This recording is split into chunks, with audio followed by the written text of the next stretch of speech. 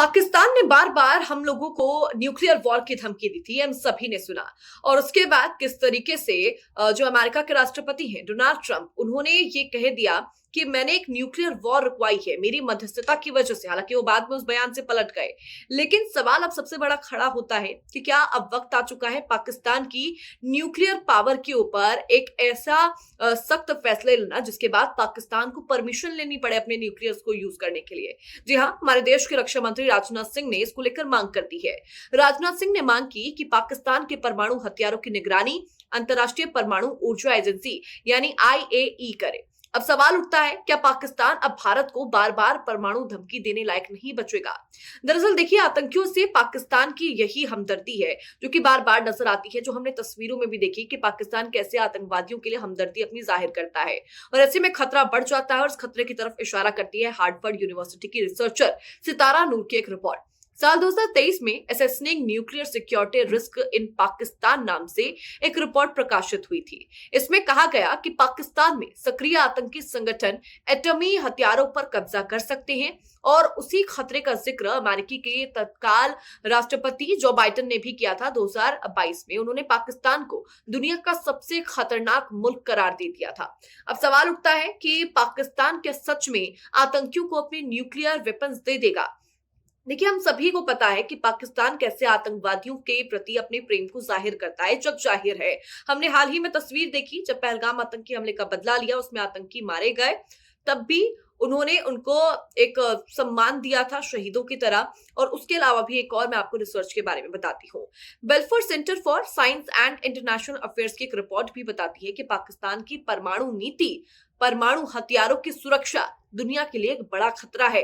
यही रीजन है आतंकियों से प्रेम। और बार बार जो रिसर्च कह रही है, जो दावा कर रही है, वो पाकिस्तान के एटमी हथियार पर निगरानी जरूरी होती है, क्योंकि इन परमाणु हथियार अप्रसार संधि यानी एनपीटी का मेंबर भी नहीं है।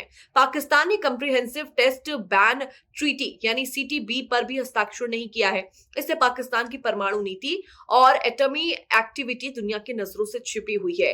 पाकिस्तान न केवल हमें गीदड़ भपकी देता है, पाकिस्तान न केवल आतंकियों के प्रति प्रेम को जाहिर करता है, बल्कि पाकिस्तान ने अपनी जो जानकारी है वो भी दुनिया से छुपाई हुई है। पाकिस्तान के जो न्यूक्लियर वेपन्स है वो कहां पर मौजूद है, इसको लेकर कहीं पे भी रिपोर्ट में कहीं क्लियर दावा नहीं किया गया है। लेकिन हाँ, किराना हिल्स के पास जो एटॉमिक वेपन्स है, जो न्यूक्लियर वेपन्स है, उसको लेकर कुछ कुछ जानकारी सभी लोगों के पास जरूर है, जो हाल ही में भी हमने देखी। जब किराना हिल्स के पास अचानक से हमारा ब्रह्मोस जाकर गिरता है तो पाकिस्तान पूरा बौखला जाता है। पाकिस्तान के अंदर भगदड़ मच जाती है कि अरे ये क्या हो गया। और यही वजह है कि अब मांग उठ चुकी है पाकिस्तान के परमाणु वेपन्स के ऊपर एक सेंक्शन लगा देने का, एक नियम बना देने का, ताकि अब पाकिस्तान को अगर अपने न्यूक्लियर वेपन्स यूज भी करने पड़े तो उसे परमिशन लेनी पड़ेगी, बकायदा उसको परमिशन और पूरे प्रोसेस से गुजरना पड़ेगा ताकि वो अपने न्यूक्लियर वेपन्स को इस्तेमाल में ला सके। क्योंकि हमने देखा है वो तस्वीरें जब पाकिस्तान ने आतंकियों को शहीदों का दर्जा दिया, पाकिस्तान ने उन शहीदों को मुआवजा देने का ऐलान किया, पाकिस्तान ने उन आतंकी ठिकानों को वापस से खड़ा करने के लिए अपना पूरा पैसा निकाल दिया।